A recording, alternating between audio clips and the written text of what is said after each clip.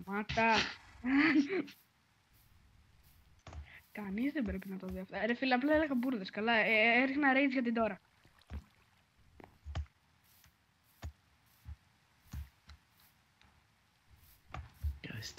Απλά έκανα rage για την τώρα.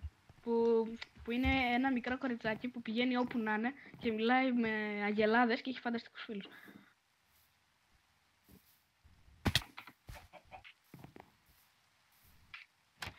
Όχι, όχι, σταμάτα.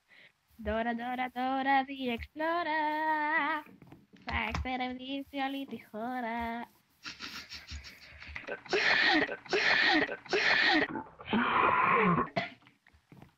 Θα πεθάνω. Εκδρομή.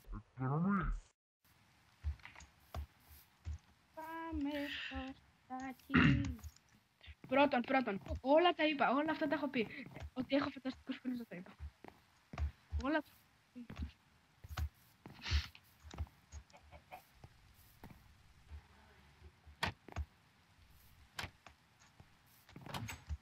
με τους φυγμούς μιλάω.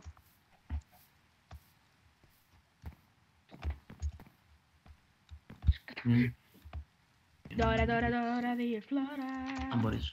1, 2, 3, 4, 5, 6. 1, 2, 3. Ευχαριστώ. 1, 2, 3, 4. 14, 8, 5. 14, 8, 5. Γενικά από μικρός δεν έχω φίλους. Τι σκατά.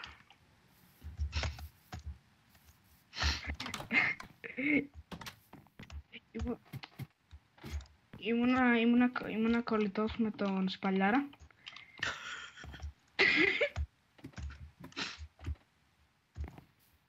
Ήμουν κολλητός με τον Σπαλιάρα που ο Σπαλιάρας είναι ο ξαδερφός μου και με έκανε boost και πήρε 65 subscribers και μετά ήρθε ένα αγοράκι που το έδωσα 15.000 ευρώ για να μου βάλει ένα subscriber bot και μετά όλο τον καιρό έκανα sub for sub μέχρι που έφτασα 65 subscribers.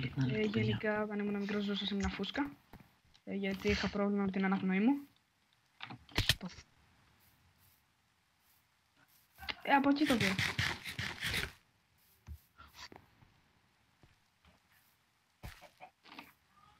Κοίτα, πλάκα έχει. Είναι τα καθυστερημένα. Και από μικρός γενικά δεν είχα φίλους. Ζούσα πάντα σε μια καρδιά. Σε ένα βαζάκι. Χωρίς φίλους. Βαζάκι βέβαια. Πάντα ό,τι είχα ήταν χωρίς φίλους. Γιατί ούτε εγώ είχα φίλους. Το έκανα με ένα σαλιγκάρι. Δεν είχα ποτέ ερωτική ζωή. Δεν είχα ποτέ ερωτική ζωή. Γιατί δεν είχα ούτε φίλους και μια καρδιά ποτέ δεν έχει φίλους.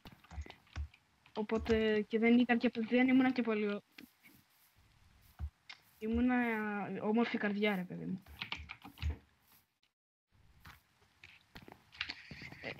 Ναι, είμαι η μόνη καθυστερημένη καρδιά στον κόσμο.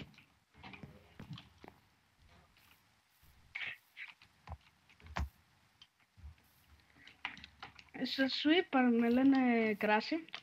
Το αληθινό μόνο με λένε Κράση γιατί έχω προβλήματα. Βασικά με λένε Κράση γιατί όταν ήμουν μικρός τράκαρα τη μύτη μου με ένα αυτοκίνητο. Πάνω κάτω. Και πλέον με λένε Κράσιμο.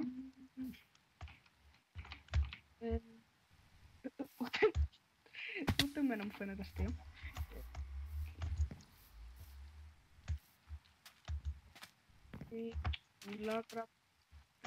Μιλάω πάρα πολύ σοβαρά τώρα, τη νιώθω πάρα πολύ άσχημα τώρα που με κοροϊδεύετε.